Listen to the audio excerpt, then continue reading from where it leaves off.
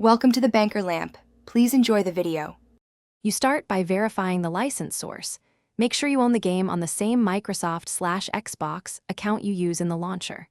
Once done, check your internet and correct system date/time because authentication tokens fail with wrong clock settings. Make sure the Minecraft launcher is up to date. Outdated launchers sometimes misread licenses.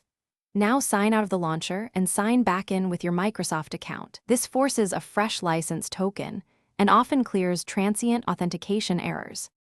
Next, clear the launcher's cache and any stored credentials so the client requests a new license token.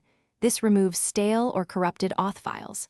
If clearing cache fails, run the launcher as administrator or use the repair option in Windows settings to replace broken files.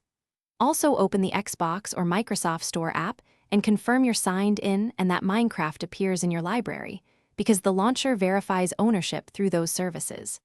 After these steps, attempt login and launch again to validate your license. For final resolution, fully uninstall the Minecraft launcher and reinstall the latest version so fresh components and runtimes replace any corrupted files. Make sure your Microsoft account completed any required Mojang to Microsoft migration and that family or regional restrictions aren't blocking purchases or licenses.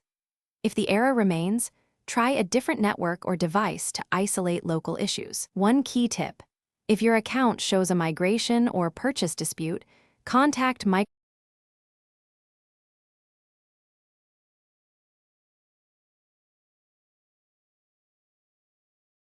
Thanks for watching. If this was helpful, leave a like and consider subscribing. See you next time.